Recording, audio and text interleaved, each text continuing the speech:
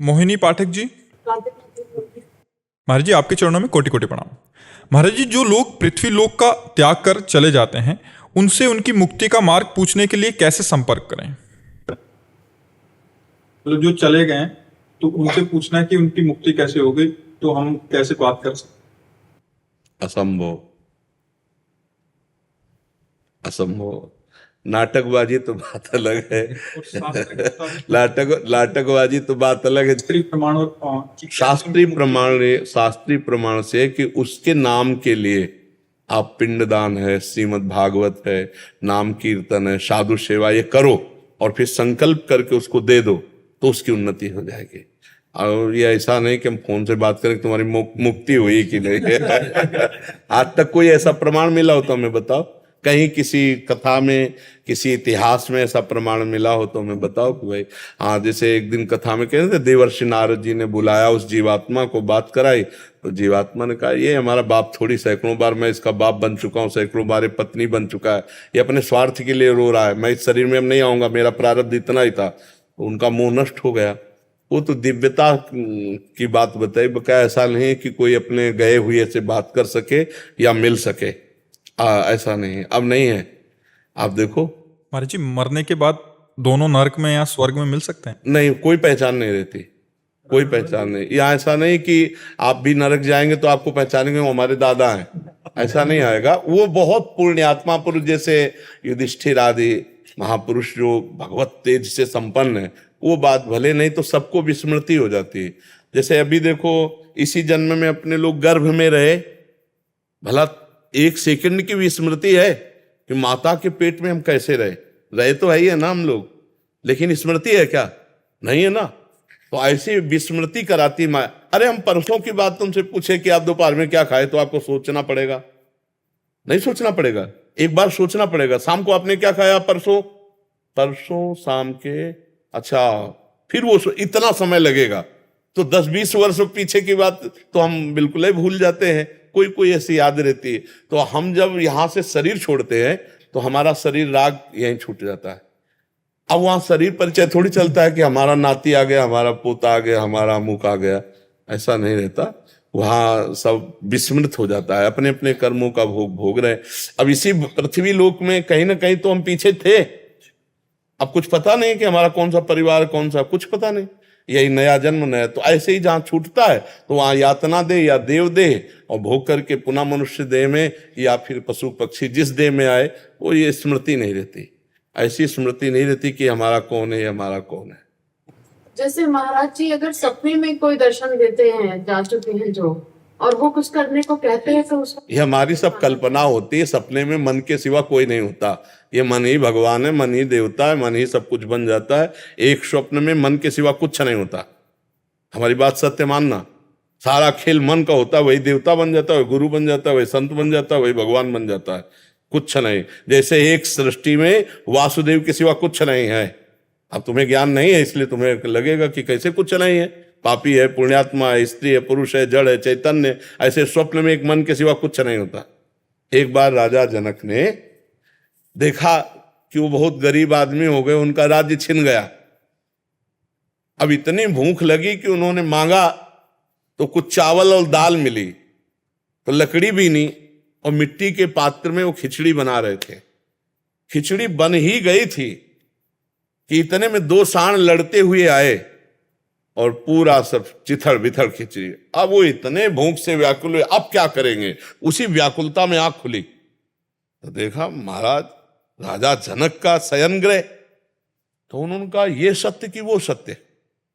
अब सभा में गए बड़े बड़े ज्ञानी महात्मा, तो प्रश्न करते ये सत्य कि वो सत्य, तो कुछ बतावे तो उत्तर मिले।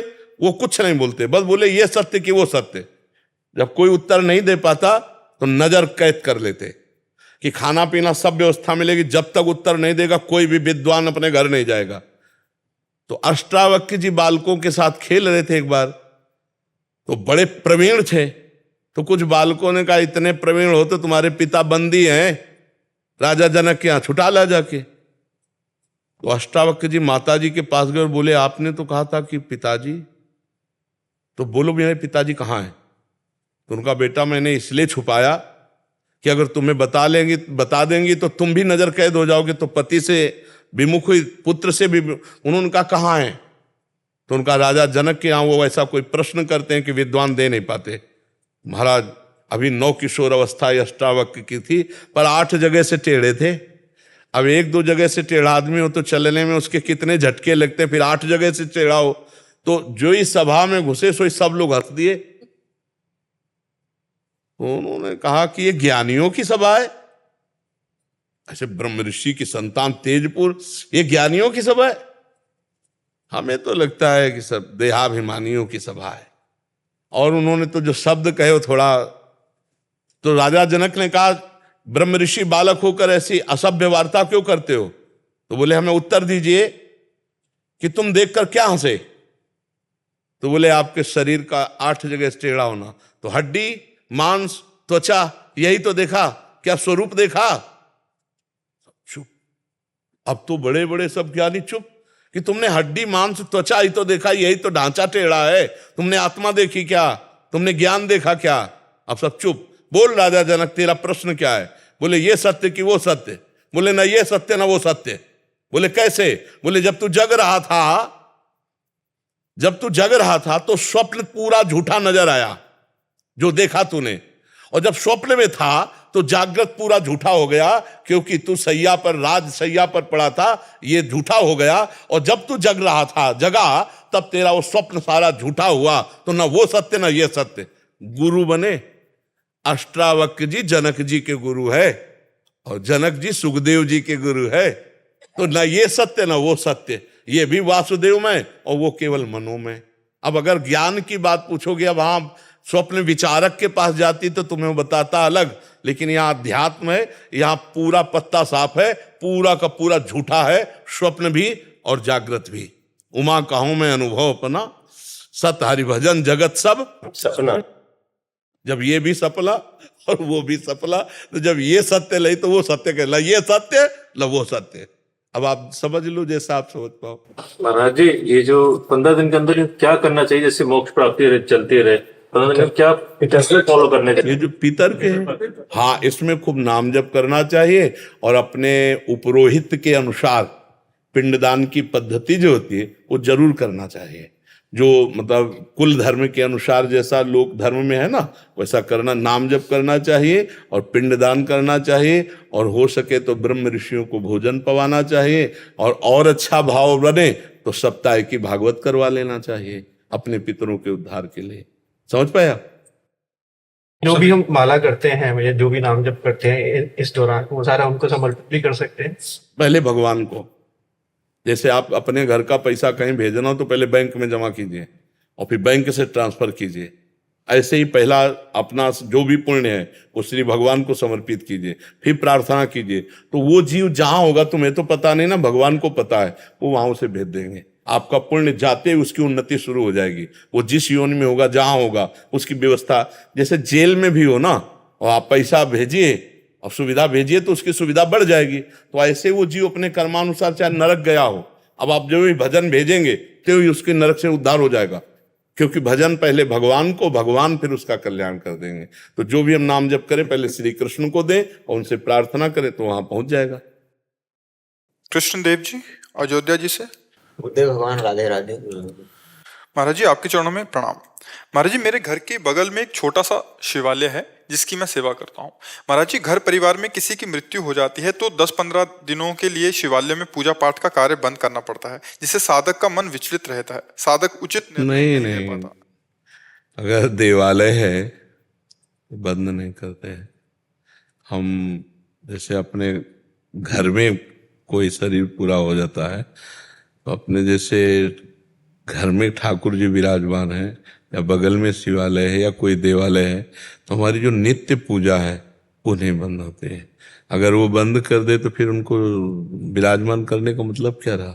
अपने घर का बालक हो तो उसको कहाँ दे दोगे? अगर तुम्हारे घर में कोई पधार जाए तो उसको पवाओगे ना, उसको रोक। तो ऐसे ही हमारी जिम्मेवारी बनती है कि जो भगवान के श्री विग्रह हैं हम उनको स्नान कराएं, उनको भोग लगाएं। अब ऐसा नहीं कि 15 दिन के लिए ताला लग गया मंदिर में, ऐसा नहीं है। योग उद्देश्य सेवा नहीं कर पाता। माता पिता कहते हैं कि मृत्यु हो गई, अब जाना नहीं है। नहीं कल भी शायद कल परसों भी यही प्रश्न आया था। ऐसे प्रश्न आते, लोक व्यवहार लोग नहीं समझते हैं, लोग नहीं मानते हैं।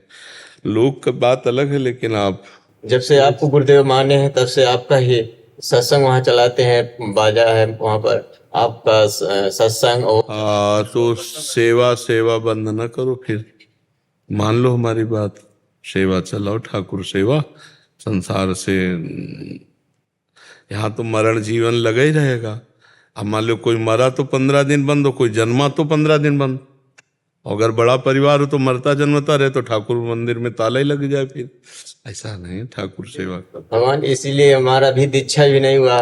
गुरुदेव भगवान को अभी तक गुरु मान के पूजा कर रहा था, अभी करता हूँ। आपको गुरु भगवान मान के कर रहा हूँ। आप बोले श्याम सदाशिव जब वो राधा वल्लभ श्री हरिवंश जब, गुरुदेव अभी तक मैं राधा वल्लभ श्री हरिवंश सब जप रहा हूँ। बढ़िया है। ओम नमः शिवाय जपता था गुरुदेव। नहीं, बिना गुरु प्रदत्त मंत्र नहीं जपा जाता। जी तो जपो नाम और ठाकुर जी की सेवा भी करो। जी। कोई मरे या जन्मे वाला अलग बात है, तुम ठाकुर सेवा करो, ठीक है, नाम जप करो। ऐसे श्याम जीवनी शरण जी। राधा वल्लभ श्री हरिवंश। श्री हरिवंश, राधे राधे महाराज जी, आपके चरणों में कोटि कोटि प्रणाम। महाराज जी, मेरा प्रश्न यह है कि मेरा मन किसी चीज में एकाग्र नहीं हो पाता। जब मैं नाम जप करता हूं तो मेरा मन होता है कि मैं 84 जी का पाठ करूं, पर जब मैं 84 जी का पाठ करता हूं तो मेरा मन करता है कि मैं कीर्तन करूं। महाराज जी, अब मैं क्या करूं, मेरे को कुछ समझ नहीं आता। इसीलिए एक नियम बनाए जाते हैं कि हमको इतना पाठ करना है, पाठ के समय पाठ ही करना है, जप के समय जप ही करना है, सेवा के समय सेवा ही करना है। वो नियम बनाया जाता है। नियम से मन को रोका जा सकता है, बिना नियम के नहीं। अरे ये तो अभी कह रहा है कीर्तन करना है, अभी कह रहा पाठ करना है, फिर ये कहेगा हमें भोग करना है, हमको ये खाना है, हमको वो भोगना है, हमको वो देखना है, वो सुनना है। ये कोई ईमानदार थोड़ी है, ये तो बेईमान है। अभी अपवित्र मन का मतलब होता है बेईमान सलाहकार। और बेईमान जिसका सलाहकार हो उसकी मालिक की कैसी दुर्गति होगी, खुद अनुमान लगा लो। तो हम लोग फंस गए बेईमान सलाहकार में। ये हमारा मन बेईमान सलाहकार है, इसको ईमानदार बनाना होगा। इसको नाम जप करके, भगवद आश्रित से, भगवत लीला कथा सुन के, सत्संग करके इसको कठोरता पूर्वक सही मार्ग में लाना पड़ेगा। नहीं, इसकी दशा क्या है, आप ईमानदारी से देखो। ये तो नाम जपने बैठोगे तो गंदी बातें चलाएगा, पूरी रील चला देगा वो तो ये बेईमान है कि नहीं। हमारा सहयोग नहीं कर रहा भजन में, अच्छी बात में सहयोग नहीं करता, और बुरी बात में 3 घंटे फिल्म देख लो, कहीं चला जाए तो हमें बताना। 3 घंटे मनोनुकूल फिल्म हो तो आप 3 घंटे फिल्म देख लो, कहीं मन नहीं जाएगा, उसी में बिल्कुल लगा रहेगा। कितना बेईमान है। हम 3 घंटे नाम कीर्तन करना चाहे तो नहीं लगेगा, भजन करना चाहे नहीं लगेगा, सत्कार्य में नहीं लगेगा, बुरे कार्य में पूरी रात भर नाच हो रहा हो तुम्हारे मनोनुकूल, पूरी रात भर कहीं नहीं जाएगा। और रात भर बैठकर एक दिन भजन करो, फिर देखो क्या हालत कर देगा तुम्हारी। भजन से कितना आपको निगेटिव परमाणु से युक्त करेगा मन। आप भजन तो शुरू करो। तो ये बेईमान सलाहकार है, इसको एक बार ठीक करना पड़ेगा। और ये ठीक होगा, गलत सलाह की बात आप इसकी ना मानो। इतना अलर्ट होगा तभी नाम जप वाला साधक अलर्ट रहता है। ये गलत सलाह मिनटों में पेश करता है। भोगे हुए भोगे को पुनः भोगने की इच्छा, तृष्णा, सुने हुए भोग को भोगने की तृष्णा, देखे हुए भोग भोगने की कामना। ये कामना, वासना, तृष्णा ऐसा बहुत दलिद्दुर है, बहुत मलिन है, बहुत बेईमान है। इस पर विश्वास नहीं किया जा सकता। ये कभी भी कुछ भी कहीं भी, तो इसको नियम में बांधा जाए। इतने माला नाम जप करना, तो जब नाम जप का समय तो हम नाम ही जप करेंगे। ये चाहे लाख हमसे कहे कीर्तन करो तो हम नहीं करेंगे, हम नाम जप ही करेंगे। पाठ के समय पाठ करेंगे, सत्संग सुनने के समय सत्संग सुनेंगे। जो हमारा दिनचर्या है उसको पक्की बनानी चाहिए, तभी नियम में बांध सकते हो, अन्यथा मन बहुत चंचल है। और सबसे ज्यादा बढ़िया नियम है, उठते बैठते चलते फिरते खाते पीते हर समय राधा राधा राधा राधा। बहुत जल्दी ठीक हो जाओगे, बहुत जल्दी ठीक हो जाएगा मन। अगर इसको इस नियम में बांध पाओ कि चलते फिरते उठते बैठते खाते पीते सोते जागते जो सब राधा राधा राधा राधा, बहुत जल्दी ठीक हो जाओगे। ये खाई हुई दवा है, ये जो हम बता रहे हैं ना, ये अपने की हुई अपनी खाई हुई दवा है। बहुत आनंद। एक होता पढ़ा लिखा बात बोलना, एक होता अपने अनुभव की बात बोलना। हमारा जीवन में लक्ष्य यही रहा है कि 1 मिनट भी हम भजन न छोड़ें। उठते बैठते चलते फिरते हर समय नाम का चिंतन, नाम का चिंतन।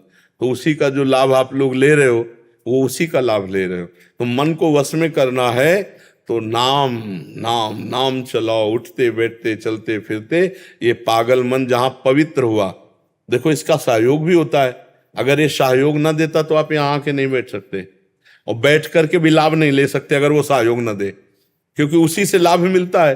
अब मन ना लगे ना तो तुम्हारे कान होते हुए भी तुम यहाँ बात नहीं सुन पाओगे, हम निकल जाएगी ऊपर से। और मन लगा के सुनो तो एक एक बात पकड़ के ले जाओगे कि आज की चर्चा में ये बात हुई, ये बात हुई। तो हमें मन का सपोर्ट बहुत आवश्यक है। ऐसा नहीं कि मन के बिना हम कुछ कर सकते हैं, नहीं, मन को जरूरी। अब इसको अपने पक्ष में लाना कठिन है। इसके पक्ष में तो सब लगे हुए हैं, मन के गुलाम तो सब हैं। मन को अपना गुलाम बना ले वही महात्मा है, चाहे पैंट शर्ट में हो, चाहे धोती कुर्ता में हो, और चाहे लाल पीले में हो। मन को चेला बना ले वही सच्चा गुरु, मन को जो गुलाम बना ले वही बादशाह। और मन का जो गुलाम है वो उसको घटिया आदमी, कुछ भी करवा सकता है। मन कुछ भी करवा सकता है, बहुत गंदा, बहुत गंदा। जहां सोच भी नहीं जानी चाहिए वहां क्रिया करवा रहा है। ऐसे मन को फिर नरक भोगना पड़ता है। तब फितरा इमाम बोलता है, मन की सलाह को आप पहले जांचिए, जो सलाह ठीक है उसमें दस्तखत कर दीजिए, जो गलत है उसको लाख प्रकार से धिक्कारिए। ऐसा नहीं हो सकता। और नाम जप कीजिए, अभी मन आ जाएगा धीरे धीरे आपके कब्जे में।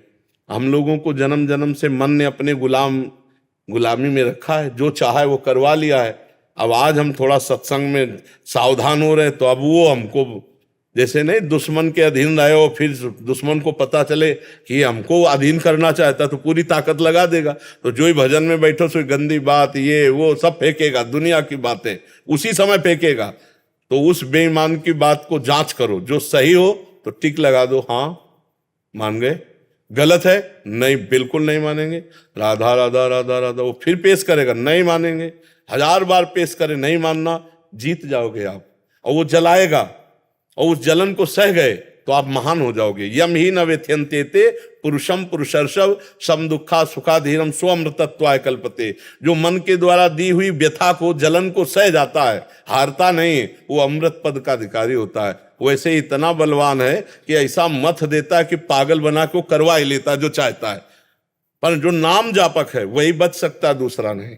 जो भजन करने वाला है वो इस व्यथा को सह जाता है और मन की गंदी आज्ञा पर वो ना लगा देता है, नहीं, स्वीकृति नहीं देता है। तो आप मन को थोड़ा सा शासन में लीजिए, और वो जो तरंगायमान हो रहा है उसको थोड़ा सा दबाना पड़ेगा। मन की तरंग मार ले, बस हो गया भजन। ये जो तरंगे फेंक रहा है ना, इसे शांत करना ही भजन है।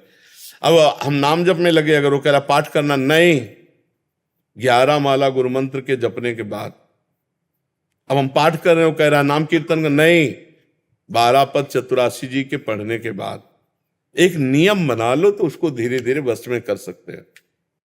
मैं वाराणसी से आया हूँ महाराज जी, वाराणसी से आया हूँ। ललिता घाट पर रहता हूँ महाराज। महाराज जी थे हमारे, भारती जी महाराज जी, गुरु महाराज जी थे। 109 वर्ष में शरीर शांत हुआ अभी 4 महीना पहले। महाराज जी उनका सेवा करता था। अहो भाग्य, जो संत गुरुजनों की सेवा का सौभाग्य, अहो भाग्य। उसी से देहाभिमान नष्ट होता है। बड़े बड़े साधन पद्धति करने पर भी देहाभिमान गलित नहीं होता, पर गुरुजनों की सेवा से देहाभिमान गलित हो जाता है। इसीलिए उपनिषद तत्व का दर्शन करने के लिए गुरुजनों की सेवा अनिवार्य है।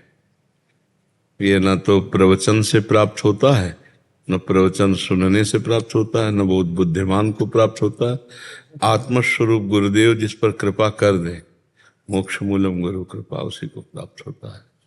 बड़े भाग्यशाली हैं जिनको गुरुजनों की सेवा में अनुराग है। करना पड़ता है, एक होता है ऐसा, और एक होता है कि हमारा जीवन है, गुरुजनों की सेवा ही हमारा जीवन है। तो एक बार आद्य गुरु भगवान शंकराचार्य जी की श्रीअंग सेवा में, क्या त्रोटकाचार्य जी सेवा में रहते थे। तो एक दिन किसी श्लोक की व्याख्या करने के लिए प्रार्थना की आद्य गुरु शंकराचार्य जी से। तो उन्होंने कहा कि त्रोटका जी को आ जाने। तो कहा उनके सामने क्या सुनाना, क्योंकि वो हर समय देश सेवा में रहते थे आद्य गुरु के। तो उनका कि वो तो कभी स्वाध्याय नहीं करते, कभी कोई श्लोक का अर्थ बैठ के नहीं सुनते, और शरीर सेवा में ही। तो उनका गुरु सेवा को तुम लघु समझते हो? आए तो उन्हीं से कह दिया व्याख्या करो। तो जो मूकम करोति वाचालम पंगुम लंघयते गिरिम, उसी श्लोक की व्याख्या वो ऐसे सबको आश्चर्यचकित हो। जो गुरु की लंगोटी धोता है, जो गुरु की चरण सेवा में रहता है, वो उसके लिए कुछ दुर्लभ नहीं। पर ये बहुत सौभाग्यशाली जन होते हैं जो दैन्य भाव से गुरु सेवा में अपने आप को समर्पित कर दे, तो बोध भी हो जाएगा और भगवत प्रेम भी हो जाएगा। गुरु साक्षात परब्रह्म है, बस परब्रह्म भावना से उनकी सेवा बन जाए तो सेवा से ही बड़ा दुर्लभ ज्ञान प्राप्त होता है। जो काम क्रोध पर विजय प्राप्त करना है बहुत कठिन है, नहीं, देह भाव को छोड़ पाना बहुत कठिन है, पर गुरु कृपा से सब सहज सरल हो जाता है। पूज्यपाद उड़िया बाबा जी महाराज बड़े महापुरुष हुए, उनका बहुत प्रयास करने पर भी जब विकारों पर विजय प्राप्त नहीं हुई, तब गुरु कृपा ही एक आश्रय मिला जिससे निर्विकार स्थिति जागृत हो गई। जो गुरु सेवक है वो निर्विकार हो जाए, यदि वो सुसुख वांछा का त्याग कर सके। गुरुपद पंकज सेवा तीसरी भक्ति अमान्य। तो बहुत सुंदर है, गुरु सेवा ही सब कुछ है। अंबर गुप्ता जी जबलपुर से। राधा वल्लभ श्री हरिवंश महाराज जी आपके चरणों में कोटि कोटि प्रणाम। गुरुदेव, गीता में श्री कृष्ण ने अर्जुन के सारे सवालों के जवाब दिए, परंतु अंत में अर्जुन ने जब श्री कृष्ण से बोला कि मेरे प्रश्नों की सीमाओं से भी परे जो है वो अपनी इच्छाओं से आप हमें बताएं, तब श्री कृष्ण जी ने बोला कि मेरा अंतिम उपदेश केवल इतना ही है कि मैंने अभी तक तुम्हें जो भी ज्ञान, कर्म अथवा योग आदि की शिक्षा दी है वे सब भूल जाओ और सब पूजा की विधियों को, सभी साधनाओं को और समस्त धर्म को भुलाकर केवल मेरी शरण में आ जाओ। नहीं, ऐसा तो नहीं कहा कि सब भूल जाओ, ऐसा नहीं कहा है। भगवान ने आखिरी बात यह कि सर्वधर्मान परित्यज्य मामेकम शरणम व्रज, क्योंकि सब धर्मों के पालन से ही हरि आश्रय प्राप्त होता है। धर्म का जब पालन किया जाता है तो उसकी हृदय की पवित्रता वो भगवान का आश्रय लेती। जब अंतःकरण शुद्ध होता है तो भगवान का आश्रय लेता है, और भगवान का आश्रय लेना ही संचित कर्म को भस्म कर देना है, प्रारब्ध को भोगने की सामर्थ्य आ जाना है, और क्रियमाण को निष्फल कर देना है। ये भगवान कहा है कि हम तो हम स्वर पापेभ्यो मोक्ष श्यामि मां शुचा। अगर हम ऐसी बातें करेंगे तो भ्रामक अर्थ हो जाएगा। ऐसा बच्चा कहाएगा? तो फिर बच्चा ऐसे शब्द बोलोगे ना, और ऐसे शब्द जो जिनको ज्ञान नहीं है ना, तो ऐसे शास्त्रों का अनर्थ बोलते रहते हैं, जिससे भ्रामक ज्ञान फैलता रहता है, वो अज्ञान ही होता है और कल्याण नहीं हो पाता। इसीलिए गीता है, भागवत है, उपनिषद है, गुरुजनों के चरणों में बैठ के उनकी सेवा करके सुना जाता है। तब गुरुजन जो अनुभवजन्य बोलते हैं वो अर्थ में थोड़ी लिखा होता है, वो तो उनके हृदय से निकलता है। गीता का शब्दार्थ अलग है, भावार्थ अलग है, और रहस्यार्थ अलग है, उसको गुरुजन बताते हैं। इसीलिए हमारे यहाँ बड़े सिद्ध महापुरुष में भगवत रसिक जी, उनका प्रथम सुने भागवत भक्त मुख भगवत बाणी, भगवत बाणी गीता और श्रीमद् भागवताद, ये किसी ऋषि से सुने, महात्मा से सुने, भक्त से सुने, तब उसका अनुभव होता है। जैसे आप बोल गए ना, तो ये बहुत गलत इसका प्रभाव पड़ जाता, तो ऐसे नहीं बोला जाता। भगवान धर्म स्वरूप है और धर्म का पालन करने का फल है भगवान से प्रेम। जैसे गोस्वामी तुलसीदास जी कह रहे हैं, सो सब धर्म करम जरि जाऊ, जहाँ ना राम पद पंकज भाऊ। वो धर्म कर्म में आग लग जाए जो भगवान से प्रेम ना प्रकट करे। धर्म कर्म का फल है भगवान से प्रेम हो जाना। समस्त धर्मों की पूर्णता सा वै पुंसाम परो धर्मो ये तो भक्ति अधोक्षजे। भगवान श्री कृष्ण के चरणों में प्रीति हो जाए, यही समस्त धर्म का फल है, परम धर्म। तो भगवान ने जो गीता जी का वो भूलने के लिए नहीं कहा है।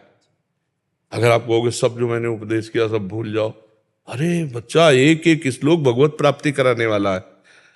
पूरी गीता सुनने के बाद अर्जुन ने यही कहा, नष्टो मोहा, भूलना नहीं कहा, स्मृति लब्ध्वा, स्मृति जागृत हो गई, शुद्ध स्मृति। जो ईश्वर जीव का संबंध है शुद्ध स्मृति, जो जीव भगवान का स्वरूप है शुद्ध स्मृति, जो प्रभु की भक्ति का निरंतर तैल धारावत अखंड स्मरण है शुद्ध स्मृति। बहुत से अर्थ स्मृति के हो जाते हैं। तो अर्जुन जी को विस्मृति नहीं हुई, स्मृति प्राप्त हुई, मोह का नाश हुआ। नष्टो मोहा स्मृतिर्लब्धा त्वत्प्रसादान में आच्युता। बच्चा, जो भगवान कह रहे सर्वधर्मान परित्यज्य, तो पहले रुको, पहले सब धर्मों का त्यागी और धर्मात्मा होना चाहिए।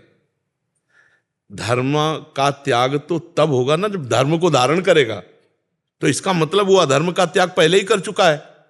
सर्वधर्मान परित्यज्य, सब धर्मों का त्याग कौन करेगा? जो धर्म धारण किए होगा। तभी 100 रुपये का त्याग कीजिए, तो आपके पास जेब में है ना 100 रुपया, तभी तो त्याग की बात कही जाएगी। तो अर्जुन में सब धर्म विराजमान है। अर्जुन ज्ञान स्वरूप भगवान नर के अवतार हैं, उनमें वैराग्य भी है, उनमें ज्ञान भी है, उनमें तप भी है। अभी युद्ध क्षेत्र के पहले भारी तप करके महादेव जी का साक्षात दर्शन किया और पिनाक पाणी भगवान शिव से उनका दिव्यस्त्र प्राप्त किया। सदैव स्वर्ग गए, देवराज इंद्र के आधे सिंहासन पर विराजमान हुए और उर्वशी जैसी अप्सरा के आकर्षण में भी वो विजयी रहे, कामयुक्त नहीं हुए। अर्जुन अपूर्ण थोड़ी है, अर्जुन पूर्ण धर्म का। भगवान कह रहे हैं बस मेरी तरफ देख, मेरे आश्रित हो जा, तेरा सारा काम हो चुका है। मेरे में तन में मन मना भो मद भक्तो माध्याजी माम नमस्करो। बस मेरे में मन लगा दे।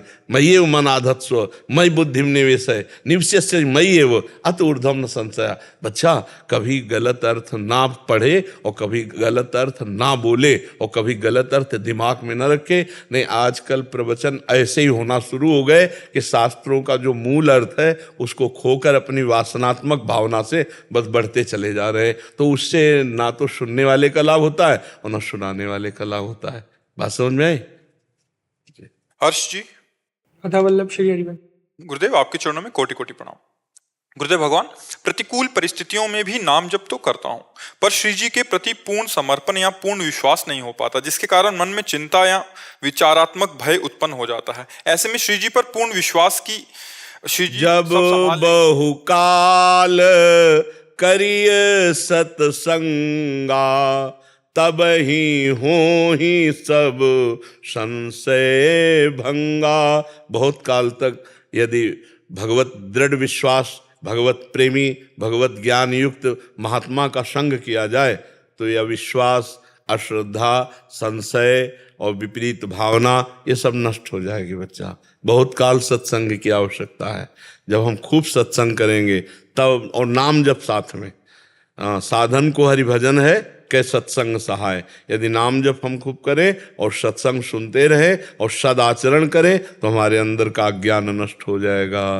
प्रतिकूलता बच्चा किसे कहते हैं? प्रतिकूलता मानी हुई मन की बात है। कोई प्रतिकूलता की सत्ता है क्या? अनुकूलता प्रतिकूलता की सत्ता है क्या? ये असत वृत्तियां हैं। भगवान इन्हीं को कह रहे, मात्रा स्पर्शास्तु कौन्ते शीतोष्ण सुख दुखदा आगमा पाइनो अनित्यास। ये आने जाने वाली वृत्ति। प्रतिकूलता टिकती है क्या? जो टिकती नहीं है उसका क्या आदर करना? अनुकूलता टिकती है क्या? नहीं।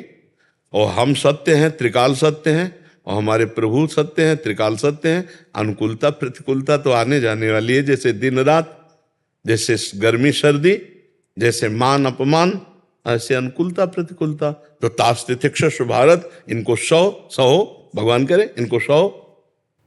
थोड़ा भय लगता है। किस बात से भय लगता है? देह भाव में हो इसलिए भय लगता है। भगवद अंश हो तुम। नैनम छिन्नन्ते शस्त्राणि नैनम धाति पावका न चैनम क्लेदेन्त्यापो न शोष्यति मारुता। अरे उठ, भगवान का बच्चा है तो कह रहा भयभीत हो रहे। अरे उठ, ऐसे निर्भय बन, कोई तुम्हें परास्त नहीं। इसका नाश होगा। परम सत्य है ये, इसको नहीं बचा सकता कोई। जब भगवान अवतार लेते हैं तो चिदानंद में देह तुम्हारी, फिर भी अंतर्धान लीला करते हैं ना, तो ये मरेगा। जब ये मरेगा तो 100 बार तो नहीं मरना, एक बार मरना है। उस दिन के लिए हम क्या चिंता करें? हम ये चिंता करते हैं कि हमारी मृत्यु व्यर्थ न जाए। अब हमारी ये मृत्यु आखिरी होनी चाहिए शरीर की। डरना क्या है? मृत्यु एक स्वप्न है। एक स्वप्न से दूसरे स्वप्न में स्वप्नांतर समझो। ये कोई सत्य विषय थोड़ी है। मृत्यु भी एक स्वप्नांतर है, कुछ नहीं मरता।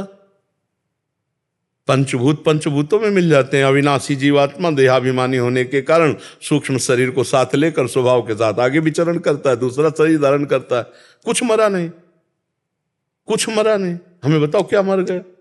जल तत्व जल में, अग्नि तत्व अग्नि में, वायु वायु तत्व, पृथ्वी पृथ्वी तत्व, आकाश आकाश तत्व, और जीवात्मा ये सूक्ष्म शरीर को लेकर अंतःकरण सहित स्वभाव वो आगे चला अपने कर्मों का भोग भोगने के लिए।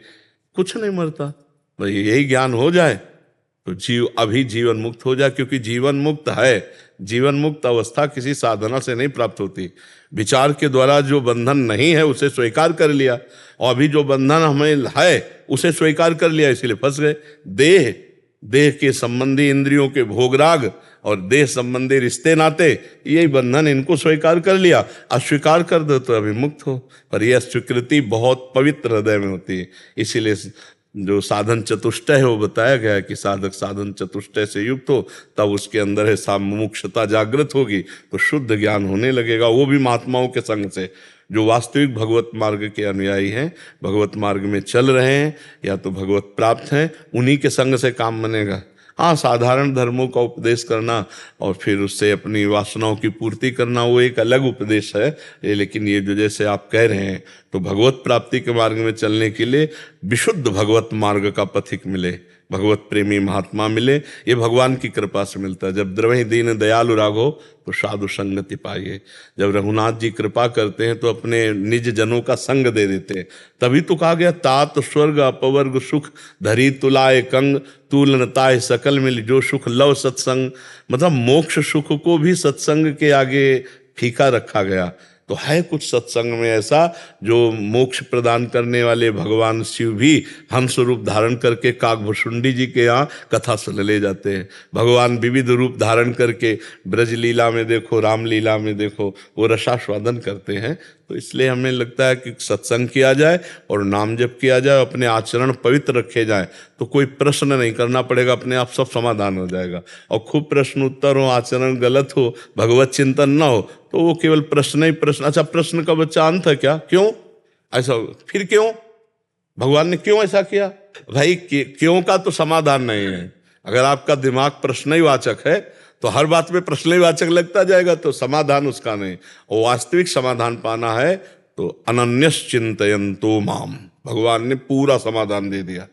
अनन्यस चिंतयन्तो माम ये जनाः परिपासते तेषाम नित्याभियुक्तानाम योगक्षेमम हम। योग कहते हैं जो प्राप्त है और हमें और प्राप्त करना है, तो उसको प्राप्त कराना, अप्राप्ति की प्राप्ति कराना योग, और जो हमें प्राप्त है और उसकी रक्षा करना क्षेम।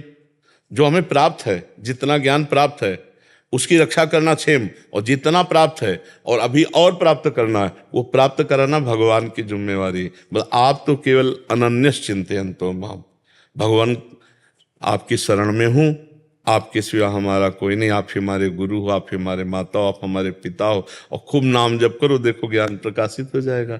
पढ़ा लिखा ज्ञान बच्चा एक अलग होता है और एक हृदय का जो ज्ञान होता है एक अलग होता है। ठीक है? हाँ। ब्रिजेश प्रभाकर जी, राधा वल्लभ श्री हरिवंश, परम पूज्य संत भगवान, आपके चरणों में सादर प्रणाम। गुरुदेव, सत्कर्म और भक्ति में श्रेष्ठ क्या है? गृहस्थ में जीवन व्यतीत करते हुए परिवार व समाज में सत्कर्म करते हुए यदि भक्ति उपासना अधिक ना हो। किसका है सत्कर्म? किसे कहते हैं? सत्कर्म माने सही आचरण करते हुए निजी और सामाजिक जीवन में जीवन गुरु जी। नहीं, सत्य किसे कहते हैं? सत्य मतलब सत्य। सत्य कौन है? सत्य परमेश्वर। परमेश्वर मतलब जो परमेश्वर की भावना से युक्त होकर कर्म किया जाता है उसे सत्कर्म कहते हैं, और जो शरीर और इंद्रियों और मन के अनुसार किया जाता है उसे असत्कर्म कहते हैं। कहीं ऐसा तो नहीं कि आप केवल अपने परिवार का पोषण, अपनी इंद्रियों का पोषण को ही सत्कर्म मान रहे हैं? गुरुदेव भगवान, जैसे मन कर्म वचन, तो मन में तो कई बार हो सकता है कि गलत भाव आ जाए, लेकिन कर्म और वचन से हमेशा सत्य करने की कोशिश कर रहा हूँ और करता रहूंगा। तो मन से अगर कोई अपराध बनता है, अगर मन, उसका तो कोई चिंता मत करो। कलयुग का एक प्रताप है कि मानसिक पाप नहीं लगता। कलिकर एक पुनीत प्रतापा, मानस पुण्य होए और नहीं पापा। गोस्वामी तुलसीदास जी ने भी लिखा है। और कलयुग में मानसिक अगर गलत चिंतन हो तो उसका दंड नहीं मिलता। हाँ, पर शारीरिक और वाणी से ये हमें सावधान रहना है और हर कर्म भगवान को समर्पित करना है और भगवान का नाम जप करना है। ये करना ही है, अनिवार्य ही है, तभी आपका सत्कर्म माना जाएगा। अर्जुन को युद्ध करने के साथ कह रहे माम स्मर, तभी वो सत्कर्म होगा। जो धर्मयुक्त युद्ध है उसमें विपक्ष को पराजय दिखाना, नाम जप करते हुए युद्ध करने के लिए कहा माम निस्मर युद्ध च। अगर भजन नहीं करते हो तो हम उसे सत्कर्म नहीं मानते हैं। अगर उसे भगवत भावना से युक्त नहीं करते हो तो हम उसे सत्कर्म नहीं मानते हैं। सत्य भगवान का स्वरूप है। हर कार्य भगवान के भावना में करना, भगवान नाम जप करना, भगवान को समर्पित करना, इसे सत्कर्म कहते हैं। और यही सत्कर्म भक्ति है, यही सत्कर्म भक्ति है। भक्ति का स्वरूप हम लोगों ने मान रखा है कि अगरबत्ती जलाना, पूजा करना, ऐसा करना ही केवल भक्ति। भक्ति का एक अंग है, संपूर्ण भक्ति का अंग है। जैसे आपने कहा मैं मन और वचन और कर्म से भगवान को समर्पित हूं। मन में अगर कोई असत वासना आती है तो हम उसे क्रिया में नहीं आने देते हैं। ये एक अच्छे साधक का वचन है। पर वो कर किसके लिए रहा है? उद्देश्य क्या है उसका? भगवान को प्रसन्न करना, भगवान को प्राप्त करना, तभी सत्कर्म माना जाएगा। अगर वो भगवत भाव से युक्त नहीं है, भगवान नाम जप नहीं करता है, तो ऐसे कर्म करते हुए वो शुभ कर्म वाला स्वर्ग आदि लोग जाएगा, लेकिन भगवान को नहीं प्राप्त हो जाएगा। शुभ अशुभ दो ही तो कर्म होते हैं। तो वो जिसे सत्कर्म कह रहा है वो शुभ कर्म बन जाएगा, और जिसे शुभ कर्म समझा जा रहा है यदि वो भगवान को अर्पित कर दिया गया और भगवत भाव से युक्त है तो सत्कर्म बन जाएगा। सत्कर्म से भगवत प्राप्ति होती है। शुभ कर्म से यहां से ब्रह्मलोक तक जाना होगा, लेकिन फिर आना होगा। आप ब्रह्म भुवनान लोका पुनरावर्तिनो अर्जुन, यहां से लेके ब्रह्मलोक तक हम पुण्य के प्रभाव से सत्कर्म जिसे आप कह रहे हैं, अगर वो भगवत भाव युक्त नहीं है तो आप ब्रह्मलोक तक जा सकते हैं, लेकिन भगवत प्राप्ति नहीं हो सकती। और एक छोटा सा भी कर्म है और वो भगवत समर्पित है, वो भगवत प्राप्ति कराने में समर्थ हो जाएगा। तो भगवान नाम जप करते हुए भगवत भाव से अगर हम अपने परिवार को भगवान की देन मान करके, नाथ सकल संपदा तुम्हारी मैं सेवक समेत सुतनारी, ये हम प्रायः हर एकांतिक में कहते हैं कि गृहस्थी में ये भाव आना जरूरी है कि हे प्रभु, ये पत्नी, ये पुत्र, ये परिवार आपका दिया हुआ है, मैं इन सब के सहित आपका सेवक हूँ। मैं जो कार्य कर रहा हूँ आपकी सेवा के निमित्त से कर रहा हूँ। अगर पत्नी, पुत्र, परिवार को पढ़ाना लिखाना, उनकी कामनाओं की पूर्ति करना, उनको पहनाना, उड़ाना, खवाना, जितने भी कार्य नाथ ही मैं आपकी आज्ञा मान करके कर रहा हूँ। आपने मुझे 4 लोगों का कर्तव्य दिया, परिवार का पालन पोषण, अब वो भगवत भाव से युक्त है और नाम जप कर रहा है, अब उसका हर कार्य सत्कर्म हो जाएगा, नहीं शुभ कर्म होगा और लोक लोकांतर की प्राप्ति होगी। हमारी बात समझे? इसीलिए हमने पहले आपसे पूछा कि सत्य किसे कहते हैं, बोले सत्य परमात्मा को कहते हैं। तो सत्कर्म मतलब परमात्म कर्म, मतलब भगवत अर्पित कर्म, मतलब भगवत भाव से युक्त, भगवत भावना विहीन कोई भी कर्म वो आपको भगवत प्राप्ति नहीं कराएगा। जैसे बड़ा गौदान, स्वर्णदान, कन्यादान, बड़े बड़े दान हैं, लेकिन वो भगवत भाव से नहीं किए गए तो आपने स्वयं किया तो उसका आपको फल मिलेगा शुभ कर्म का। और भगवत भाव से क्या होगा? तो दियम वस्तु गोविंदम तो भ्रमेव समर्पय, आपकी दी हुई वस्तु आपको दे रहा हूं, इसमें मेरा कुछ नहीं है, ये तो देनहार आप हैं और आप ही लेने वाले हैं। तो ये हमारे पास जो वस्तु थी वो इनकी धरोहर थी, जिनको दे रहे हैं वो आपका रूप है। अब वो सत्कर्म बन गया भगवत प्राप्ति वाला, और मैंने अपनी कमाई से इनको दान किया, ये पुण्य कर्म बना, इसका उसको फल प्राप्त होगा। तो ये बात समझना है। इसीलिए हम समझाना चाहते थे कि सत्कर्म क्या है और शुभ कर्म क्या है। तो आप शुभ कर्म करने वाले माने जा सकते हो, लेकिन सत्कर्म करने वाले नहीं। सत्कर्म तभी माना जाएगा जब भगवत स्मरण परायण और भगवान के लिए हर कार्य कर रहे हो। आप समझ पाए? अब लोग प्राय इसी भूल में रहते हैं कि हम भाई कमाते हैं, खाते हैं, कोई पाप कर्म तो करते नहीं, तो हमें भजन की जरूरत क्या है? हम अपने परिवार के लिए मेहनत करते हैं, कमाते खाते हैं, परिवार का पोषण करते हैं, भाई अलग से भजन नहीं कर पाते हैं तो हम कोई पाप थोड़ी करते हैं कि हमें नरक जाना पड़ेगा। नहीं, नरक जाना पड़ेगा। क्योंकि भगवान ने आपको मानव देह दी है भजन करने के लिए। आपने गर्भ में वादा किया था एक बार माँ के गर्भ से निकाल दो, मैं ऐसा भजन करूंगा कि दोबारा माँ के गर्भ में ना आना पड़े। तो आप आए ही हो भजन करने के लिए। अब आप विरक्त होकर भजन नहीं कर सकते, तो आपको भगवान ने पत्नी दे दी, आपको पुत्र दे दिया, मकान दे दिया, हर व्यवस्था कर दी। तो ये व्यवस्था आपकी भजन करने के लिए है। आप भजन करते हुए इनका धर्मयुक्त भोग भोगो और इनका पालन पोषण करो, आप भगवान को प्राप्त हो जाओगे। भगवान ने आपको दिया है ना, और आपको भेजा है भजन के लिए। नर्तन कर फल विषय न भाई, भजी राम सब काम विहाई। अब अगर आप ऐसे, तो फिर ऐसे तो सब भगवान की माया से ग्रसित होकर अपने परिवार का जैसे भी पोषण हो वैसे लगे हुए, सभी लोग लगे हुए हैं, पशु पक्षी सब लगे हुए हैं अपने परिवार के पोषण में। पक्षी भी अपनी चोंच में मांस लेकर के अपने बच्चों के लिए ले जाता है, उनको भगवत प्राप्ति हो जाती क्या? तो अपने अपने सब कार्य में लत है। भगवत भावना विहीन कर्म वो भगवत प्राप्ति नहीं करा सकता, चाहे जितना बड़ा शुभ कर्म हो। और भगवत भावना युक्त एक छोटा सा भी कर्म से भगवत प्राप्ति करा देगा। जो भी कार्य करो ये सोच कर करो कि भगवान की ताकत से, भगवान की बुद्धि दी हुई है और भगवान के लिए कर रहा हूं, बस इसी से भगवत प्राप्ति हो जाएगी। क्योंकि गृहस्थी में कर्मयोग प्रधान बुद्धि होती है, उसमें कर्मयोग बहुत करना होता है। एक कार्य थोड़ी है, बच्चों को पढ़ाना लिखाना, पत्नी की कामना की पूर्ति करना, आए हुए अतिथि रिश्तेदार नातेदार, कितनी भी, और ये सब भजन बन जाएगा यदि हम भगवत भाव से युक्त हैं। पर कठिन है, भगवत भाव युक्त होना कठिन है। आप देखो ना कितना कठिन, हर समय भगवान की याद करना कितना कठिन है। आप देखो कि अगर हम कहें आपसे कि हर समय नाम चलाओ, तो सबसे ज्यादा कठिन कार्य यही है संसार में, भगवान का नाम जप करना। आप देख लो कितनी देर जपते हो। मुझे भगवान सुबह शाम संध्या करते समय, आरती करते समय भगवान का स्मरण रहता है। और अगर चलते फिरते उठते बैठते भी चलाओ तो क्या परेशानी? दिन की शुरुआत से लेके दिन की समापन तक जीवों के प्रति जैसे दयालुता का भाव, परोपकार का भाव, गौ सेवा का भाव, वो सब रहता है। लेकिन कई बार नाम नहीं चलता। नहीं, ये सब किसके लिए कर रहे हो? बस यही बात दिमाग में रखो। और जो समय आप ये नाम नहीं चल पाया, उस समय को भी समर्पित कर दो। जैसे मानो 8 से 12 बजे तक आपको नाम का ध्यान नहीं रहा, लेकिन आप सेवा में रहे, तो जब 12 बजे ध्यान आए तो नाम स्मरण किया, और हे भगवान 8 बजे से लेकर 12 बजे तक का ये समय जो था, वो जो संसार की सेवा में गया, ये आपका ही है। हे नाथ, ये समय मैं आपको समर्पित करता हूँ। यत करोषि, इस समर्पण से आपका भजन बढ़ने लगेगा, आप में दिव्यता आने लगेगी। तो आप शुरू करो समर्पण योग भगवान का।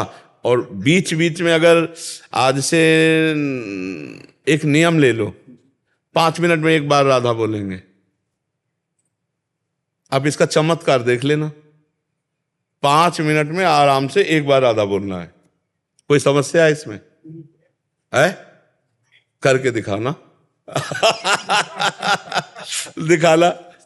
बहादुर, हर कामना की पूर्ति, इस लोक और परलोक में सब सुखों की प्राप्ति। एक बार 5 मिनट में राधा बोलो, बस एक बार राधा, 5 मिनट छुट्टी। 5वां मिनट अगला जाने ना पावे, मतलब आप 10 मिनट में 2 बार राधा बोलना है। तो इसमें 5 मिनट में इसमें और 5 मिनट में उसमें, मान लो 9 मिनट हो गए, आप एक बार राधा बोल दिए तो अगले 5 मिनट में हो गया ना। करके देखना और 1 महीने में हमें बताना कैसा लगा। आप 1 महीने में बताना कि कितना नाम आपसे अधिक से अधिक जप हो रहा है। क्योंकि हर 5 मिनट में लगेगा यार राधा बोलना, अगले वाले 5 मिनट में ये फ्री में राधा आ रहा है, राधा बोलना है। राधा बाबा को वादा किया है कि 5 मिनट में राधा बोलना है, तो आप इसको पकड़ लो। इससे बड़ा कोई सत्कर्म नहीं होगा। और 5 मिनट में एक बार केवल राधा, भाई कितनी, चाहे जो भी काम कर रहे हो, 5 मिनट में एक बार राधा, खत्म खेल। 5 मिनट के लिए छुट्टी करोगे ऐसा? बिल्कुल जरूर यार, आप सब लोग करके देखो एक बार, कोई पैसा तो लगता ले। 5 मिनट में एक बार राधा, अगर 24 घंटे राधा राधा चलवा दे तो बता ला। ले, एक बात दिमाग में बैठ जाएगी ना कि हमें 5 मिनट में राधा बोलना है, तो सैकड़ों बार राधा निकलेगा। अपने आप राधा निकलेगा। सैकड़ों बार किया राधा बोलना, 5 मिनट में राधा, 5 मिनट में राधा बोलना है, राधा राधा। आप देखना, करना, हम आपको राधा राधा बोल दें, दो बार बोल दें। नहीं तो वो हम नहीं कर, नहीं फिर नहीं मानेंगे। ऐसा नहीं कि 24 घंटे का हम अभी पूरा हिसाब कर ले, हमको फंसाना है तुम्हें। हमारा कार्य है तुम्हारे मन को फंसाना कि भाई 5 मिनट में तो 1 घंटे का मैं बोल देता हूं। महाराज जी दिन में 288 बार 5 मिनट होते, 288 बार एक बार में कर लें। नहीं, तो हमारा मकसद तुम्हारे मन को फंसाना है कि वो हर 5 मिनट में डिस्टर्ब हो इस बात के लिए कि हर एक बार राधा बोलना है। ऐसे नहीं चल रहा, हमारा मतलब है तुम्हें फंसाना। जो तुम, मेरा भाव ये था कि राधा राधा बोले, कह रहे 5 मिनट में राधा राधा बोल लें। ये तो बहुत बढ़िया बात है, ये तो बहुत बढ़िया। हम तो कहते हैं राधा राधा राधा राधा बोलो। हम एक बार के लिए प्रार्थना कर रहे हैं कि अगर 1 महीने आप हमें ये कार्य करके दिखाओ, हर 5 मिनट में 1 बार राधा, फिर आप देखो, फिर आप बताना आपका हृदय कैसा है और आपकी मानसिकता क्या है और आपको कैसा महसूस हो रहा है। एक बार गेम खेल के देखते हैं 1 महीने का। कृपा भी तो आपकी चाहिए ना, और राधा रानी की तभी बोला जाएगा। नहीं, अगर कृपा ना होती तो आप हमारे पास आते नहीं। अच्छा, हम आपको बोलते नहीं, ये कृपा ही तो महारानी जी की। अगर आप मान लो तो आप देख लेना। संतों का जो चमत्कार है, संतों का जो पावर है, उनकी आज्ञा पर होता है, ध्यान रखना, उनके वचनों पर होता है। अगर उनके वचनों की अवहेलना कर दे तो फिर हाथ रखवा लो चाहे पैर छू लो, कुछ उससे लाभ नहीं मिलता। और उनकी वाणी का पालन कर लो तो आपको भगवत प्राप्ति, जो दुर्लभ बात है, वो प्राप्त हो जाएगी। अभी तक क्या हो रहा था गुरुदेव भगवान कि जैसे सुबह से शाम तक ना किसी को दुखी को अगर हंसा दिया, उसका कोई काम कर दिया निजी जीवन में या सामाजिक जीवन में, नौकरी के दौरान, तो हमें संतोष का भाव आ जाता था। लेकिन फिर भी अपूर्णता, अब जैसे आपके प्रवचन सुनते हैं तो अपूर्णता लगती है कि नहीं अभी कुछ कमी है। जी, तो आज जो सत्संग आपसे हुआ, अगर इसका मनन करोगे, इसे फिर सुनना 1-2 बार, तो आपको विशेष प्रकाश मिलेगा। हम जैसे किसी दुखी को देख करके करते हैं तो वो ज्यादा लाभदायक नहीं है। हम अपने भगवान को देख कर करते हैं, और भगवान तो है ही सब में। अगर भगवान ना हो तो कोई बोल ही नहीं पाएगा, कोई चल ही नहीं पाएगा, चेतना ही नहीं होगी। तो हम पहले देखें कि भगवान इस दुखी के रूप में मेरे से सेवा लेने आए। अब ये महान कार्य हो गया, वही कार्य महान हो गया, और वो कार्य थोड़ा सा एक पुण्य हुआ। जैसे किसी को हमने थोड़ा सहयोग किया कि बड़ा बेचारा गरीब आदमी दुखी था, सर्दी में कांप रहा था, हमने एक शॉल दे दिया, तो 1 शॉल का पुण्य मिलेगा। और आपने ये देखा कि वो भगवान इस रूप में आकर मेरे से सेवा ले रहे हो, और 1 शॉल उड़ा दी। अब ये अनंत भगवान की अनंत सेवा बन गई। इसीलिए कहते हैं एक छोटी सी सेवा भगवत प्राप्ति करा दे। गौ में देखा भगवान विराजमान, चारा डाल दिया, भगवान इस रूप से सेवा ले रहे हैं। तो हम चराचर जगत को भगवत रूप मानकर यदि सेवा करें तो भगवत प्राप्ति निश्चित तो बहुत जल्दी ज्ञान का प्रकाश हो जाएगा। ये देखो, अपने लोग क्या होते हैं, अनुभव की बातें करते हैं। पढ़ी लिखी बात तो एक होता, उसे अनुभव करना जीवन में। तो ये अनुभव की बात तुम्हें कह रहे हैं कि जो भगवान ने शास्त्रों में कहा है कि ये तो सर्वाणि कर्माणि मयि सन्न्यस्य मत्परः, जो सर्व कर्म मेरे को समर्पित कर देता है। वो कैसे समर्पित करना है? पहले अपने को समर्पित करना है, फिर अपने कर्मों को समर्पित करना है कि हे नाथ, मैं आपका दास हूँ, ये सब आपका है, और मैं आपकी ही वस्तु से आपको रिझाना चाहता हूँ। तो चाहे वो कोई बीमार आ जाए, कोई दुखी आ जाए, कोई कैसी तरह पीड़ित आ जाए, तो हम पहले उसमें भगवत भावना करें। भगवान ये स्वांग करके हमको सेवा का अवसर दे रहे हैं तो भगवान ही, और उन्हीं की वस्तु से उनकी सेवा हो रही। तो अहंकार नहीं, और ये भगवत प्राप्ति का भगवत कर्म आपको परम पद प्रदान करेगा। और ऐसे अगर भगवत भाव विहीन है तो हम माना कि बड़े से बड़ा पुण्य तो आपको ब्रह्म लोक तक ले जाएगा, फिर यहीं लाएगा, लेकिन वो भगवत प्राप्ति नहीं हो पाया। छोटा सा कर्म भगवत प्राप्ति करा देगा जो भगवत समर्पित है। भगवान तो कह रहे पत्र पुष्प फल फूल कुछ भी भाव से यदि दे दो तो हम उसे स्वीकार कर लेते हैं, और एक पत्र पुष्प भगवान को दिया हुआ वो भगवत प्राप्ति कराने में समर्थ है। एक पत्र पुष्प, ये है भगवान के लिए किया हुआ कर्म का महान फल। और ऐसे तो देखो, महाराज एक नृग हुए हैं, भागवत में कथा सुनी होगी, करोड़ों अरबों गौएं दान की, सोना चांदी से लाद करके, और क्या क्या सब जीवन भर, और एक अपराध बन गया तो गिरगिट बने जाके, गिरगिट रूप में, गिरदान के रूप में। और जिंदगी भर वैश्यागमन किया अजामिल ने, वो अंतिम समय बेटे के बहाने निकल गया नारायण, तो भगवान की प्राप्ति हो गई। इसीलिए नाम जप करो और सब कर्म भगवान को समर्पित करो। और आज एक नियम दिया है, 5 मिनट में एक बार राधा राधा। आपने 2 बार कहा कि अगर राधा राधा बोले तो बहुत बढ़िया बात है, हम एक बार कह रहे हैं कि तुम्हारा एक बार मन खिंचे हर 5 मिनट में राधा राधा, फिर आप देख लेना सबके लिए ना महाराज जी। अरे भाई, हम तो कह रहे हैं कि यहाँ तो 30-40 लोग बैठे हैं, इसको कई लोग सुनते हैं, तो हम सबसे हाथ जोड़कर प्रार्थना कर रहे हैं, जिन जिन के कान में शब्द पड़े, यदि वो श्रद्धा रखते हैं इस बात में, तो हर 5 मिनट में एक बार राधा नाम। और ऐसी कृपा भी करे गुरु महाराज कि आपका चिंतन कभी भूले नहीं। हाँ, ये श्री जी की कृपा है, लाडली जी की कृपा। महाराज जी जागने में हो जाएगा, सोते वक्त कैसे होगा फिर ये 5 मिनट का? बस तुम्हारी जागने तक की ड्यूटी है। होश में हो तब ड्यूटी है। अब आप सो गए या मूर्छित हो गए, फिर उसके ऊपर तो अधिकार है नहीं। होश में आने, होश में 5 मिनट में, ठीक है ना। सोने तक आप देख लेना, आपका सोना भी भजन हो जाएगा। जैसे आप सो रहे हो तो सोना भजन कैसे होता है, भगवान का एकदम एकाग्र चिंतन करते हुए कि जैसे मानो मैं मृत्यु में जा रहा हूं, अब पता नहीं जगें कि न जगें, तो हे भगवान आपकी शरण में है, राधा राधा राधा राधा राधा, और कब सो गए पता नहीं, और जब जगे तब फिर राधा राधा। तो जितना सो गए वो निद्रा समाधि स्थिति, वो आपका भजन ही माना जाएगा, ये भी भजन माना जाएगा। तभी कहा जाता है कि महात्मा लोग तो 24 घंटे भजन करते हैं। तो 24 घंटे का मतलब क्या होता है, वो हर समय भगवान को समर्पित रहते हैं। तो नहीं भी चल रहा है तो भी समर्पित है। जैसे हम माँ का कभी ध्यान नहीं करते, माँ का जप नहीं करते, अम्मा अपनी, लेकिन वो मेरी माँ है, कभी भूलते भी नहीं। जैसे इस शरीर का हम कभी ध्यान नहीं करते, कभी जप नहीं करते, लेकिन ये मैं वो भूलते भी नहीं ना। ऐसे जो एक भजन का तार ऐसे होता है, जैसे दिल धड़क रहा है, हम कोई धड़का रहे हैं क्या, ऐसे ही नाम चल रहा है, निरंतर अभ्यास हुआ ना, तो ऐसे नाम दिल की तरह जैसे धड़कन होती ना, राधा राधा, अब वो चल रहा है। हम आपसे बातचीत भी कर रहे हैं, हमारे दिमाग में छाया हुआ है राधा राधा, हमारे हृदय में। अब हम वो कह नहीं पा रहे राधा, लेकिन हमारे चल रहा है राधा राधा राधा राधा। अभ्यास योग युक्तेन चेतसा नान्यगामिनी।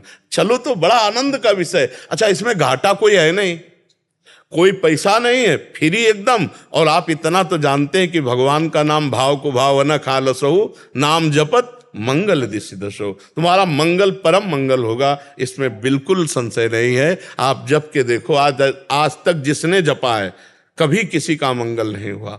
अच्छा, इसमें कुछ लगना नहीं है ना भाई, गेम खेलने में कोई कुछ पैसा लगना हो, ये हो जाए कि भाई अगर हम फेल हो गए तो इतना पैसा मारा जाएगा, इसमें पैसा नहीं। और इस गेम में आनंद ही आनंद है। हाँ, जीत ही जीत है, आनंद ही आनंद है, इसलिए खूब नाम जप करो। इतना ध्यान करते हैं राधा रानी का, फिर इस शरीर को तकलीफ क्यों है? राधा रानी का ध्यान आज कर रहे हैं, और रचा गया था शरीर आज के 55-56 वर्ष पहले। तो जब रचा गया था तो पूर्व के पाप और पुण्य मिला के रख दिए गए थे। ये पॉलिसिस्ट किडनी है, जो माँ के गर्भ से ही इसका सृजन होता है। ये वंशानुगत रोग होते हैं ना, जैसे, तो वंशानुगत रोग हमारे जो ये किडनी है, ये ऐसा नहीं कि कोई इन्फेक्शन से बिगड़ी हो, ये वंशानुगत रोग है, पॉलिसिस्ट, जेनेटिक रोग। हाँ, वो माता या पिता के परिवार के अंश से आता है। तो अब देखो, ऐसी माता के गर्भ से जन्मे जिसको ये रोग था, वही रोग हमारे आया। अब हम भजन कर रहे हैं, लेकिन निर्णय तो पहले हो चुका था ना, इस शरीर को ये कष्ट मिलेगा, इस शरीर को कष्ट मिलेगा। अब भजन का फल देखो कि दोनों किडनी फेल हैं, हर तरह की परेशानी है, लेकिन हर परेशानी में एक आनंद है। हाँ, बस ये केवल उनकी कृपा से, ये हमारे श्री जी के चरणों का आश्रय लेने का फल है कि ऐसी स्थिति में भी हम आपसे बातचीत कर रहे हैं, ऐसी स्थिति में हम बैठकर दिनचर्या कर रहे हैं। और ये इस शरीर के पूर्व पाप का फल है कि जो भोगना पड़ रहा है। जैसे भीष्म जी अखंड बाल ब्रह्मचारी, पर 6 महीना बाणों की सैया में, रामकृष्ण परमहंस जी ब्रह्मबोध संपन्न महापुरुष, पर कैंसर गले का था ना, ये शरीर को भोगना पड़ता है। हम लोग विचलित तो हो जाते हैं ना जी। हाँ, महान पुरुष, महान आत्मा, पर उसमें विचलित इसलिए नहीं होना कि भगवान का यही विधान होता है। भगवान का, अब जैसे हमारा आखिरी जन्म है, अपने को पता चल जाता है, तो अब जो भी हमारा हिसाब किताब वो सब बराबर कर दिया जाएगा। हम ये कह रहे हैं, वो लीला भी आ रही है क्योंकि अब जाना है और पूरा हिसाब बराबर होना है। तो कहो गलने लगे, कहीं से कीड़ा पड़ जाए, कहो और परेशानियां हो जाए, परेशानियां बढ़ जाएं, पर अब ये परेशानियों का अंत है। जन्म जन्मांतर की परेशानियों का अब अंत है। अच्छा, जैसे हम कह देते हैं कि अब हमारा आखिरी जन्म है, तो जब भोजन में पेट भर जाता है तो दूसरे से प्रमाण थोड़ी लिया जाता है। ऐसे हमारी छाती कहती है कि अब तुम्हारा काम हो गया तो अब हमको परेशानी नहीं है। अच्छा, काम ना हुआ, मान लो हमको यहाँ से 100 किलोमीटर जाना, हमारी गाड़ी बीच रास्ते में फेल हो जाए तो हाहाकार मच जाएगा कि नहीं। अच्छा, घर पहुंच गए और फिर पता चला गाड़ी जो है ब्लास्ट हो गई, अब क्या परेशानी। हम अपने घर आ चुके, हमारा काम हो चुका है, अब ये शरीर चाहे सड़ जाए तो मुझे कोई फर्क नहीं पड़ता। एक जैसे इन्होंने प्रश्न किया, एक प्रश्न ये भी उठ सकता है कि आप प्रभु को, राधा रानी को कह नहीं सकते कि आपका शरीर ठीक कर। नहीं, हम क्यों कहें, हमारा काम हो चुका है। उनको काम कराना है तो आप देख रहे हो 18 साल से किडनी फेल हो, हम उपदेश कर रहे हैं। देखो, कई लोगों ने हमसे कहा कि किडनी बदला लो, तो हम प्रिया जो से कहते हैं, राधा रानी से, कि जब किडनी बदलाने पर अगर हम सही काम कर सकते हैं तो इन्हीं किडनी से क्यों ना करवाओ। आप तो कर तुम अन्यथा कर तुम हो, और वो करवा रहे हैं। ये हमारे शरीर का पूर्व प्रारब्ध है और ये हमारी लाडली जू की अपार कृपा है। और हम कह इसलिए नहीं सकते कि अब हमको आवश्यकता नहीं। अगर हम इस शरीर को प्यार करते तो वो हमें गति ही ना मिलती, और जब उस गति से प्यार किया तो शरीर से प्यार है नहीं। अब ये चाहे आज रखे चाहे 100 वर्ष रख दे, उनकी बात क्या है। अरे वो कहो ऐसी किडनी को 20 वर्ष और चला दें। हमारी तो आशा यही है महाराज जी, चलती रहे। अब हमारी तुम्हारी आशा से क्या श्री जी की बात है, उनका विधान करेगा। हमारे अंदर ये नहीं आ सकता शरीर ठीक कर दो। जैसे आपके सामने 2000 रुपए नोट रखे जाएं ढेर सारे, तो अब आप लुभायमान होंगे क्या, क्योंकि 2000 चलते नहीं ना। तो ऐसे हम इस शरीर से अब लुभायमान नहीं। ये चाहे चिकना बने और चाहे काला हो जाए और चाहे सड़ जाए चाहे फूल जाए, इससे कोई मतलब नहीं। जब तक जान रहेगी इसमें तब तक हम आते रहेंगे, ऐसे बोलते रहेंगे, ऐसे दहाड़ते रहेंगे, और जब उनको बुलाना तो बुला ले, कोई बात नहीं। इससे हमारा प्यार नहीं है, ये हमारे प्यार का विषय नहीं है। हमारे प्यार का विषय हमारी लाडली जो है और आप सबकी सेवा है। अब वो जितना करवाना चाहे उन्हीं की सेवा से होगा। देखो, बड़े बड़े स्वस्थ शरीर 1 मिनट में नष्ट हो जाते हैं, भीषण बीमारी, और फिर भी 18 साल से हमारी दिनचर्या चले। ये कम कृपा है क्या? दिनचर्या मान लो यही हम व्हील चेयर या बिस्तर में पड़े पड़े काटें, यही दशा काटें, तो एक वो जीवन है और एक ये जीवन है कि हम आ रहे हैं, जा रहे हैं, आपसे बात कर रहे हैं, प्रश्न उत्तर। अगर हम ना बताएं तो जल्दी कोई जानेगा नहीं कि हम किडनी फेलियर हैं। क्यों? ऐसा कुछ लक्षण दिखाई देता है बाहरी ज्यादा? थोड़ा बड़ा तो चेहरा वेरा तो फूला हल्का भले नजर आए। हम सब में सबसे ज्यादा फिट लग रहा है। तो जब हम जैसे चलते हैं ना, तो अब ढांचा ऐसा है, श्री जी का बल है, तो हम एकदम मस्ती में चलते। तो लोग कहते बाबा जी की किडनी कैसे? बार डायलिसिस हमारी हो गई थी, इन्फेक्शन हुआ था जी, तो इतना कमजोर शरीर हो गया, हमको आप में कुछ कमी नहीं दिख रही। वो केवल भगवान का प्रताप, भगवान का।